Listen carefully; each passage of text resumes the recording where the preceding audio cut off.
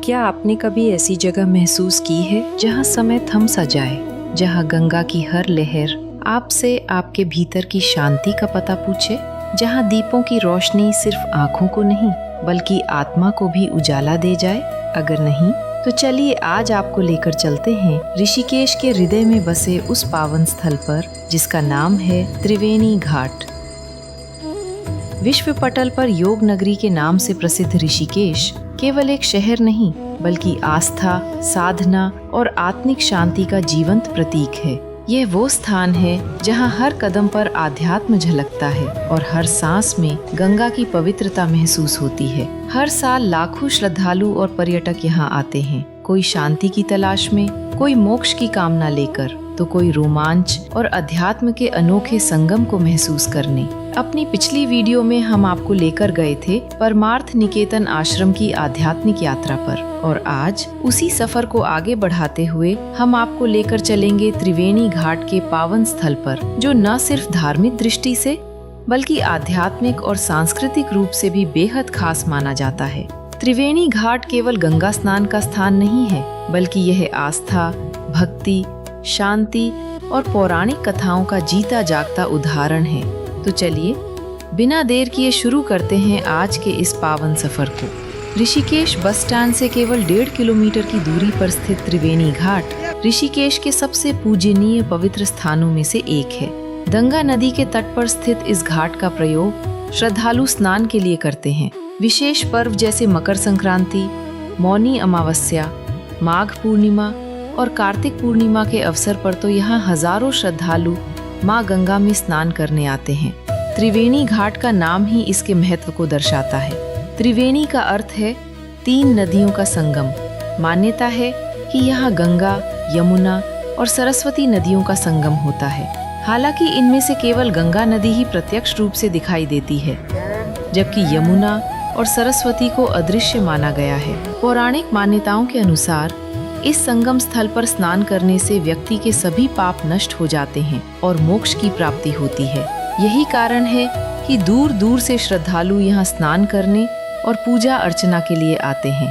धार्मिक और पौराणिक मान्यताओं से परिपूर्ण इस घाट की जड़ें महाभारत और रामायण में भी मिलती है।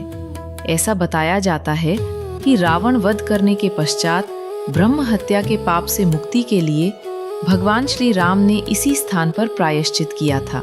इन्हीं कथाओं के चलते त्रिवेणी घाट केवल एक नदी का किनारा नहीं बल्कि आस्था, तप और मोक्ष की चेतना से भरा हुआ स्थान है। इसी दिव्यता के चलते दूर दूर से श्रद्धालु इस स्थान पर खींचे चले आते हैं। कल कल बहती माँ गंगा की पवित्र धारा के बीच यहाँ आने वाले श्रद्धालुओं को न केवल आत्मिक शांति प्राप्त होती है बल्कि एक अद्भुत धार्मिक ऊर्जा का भी अनुभव होता है।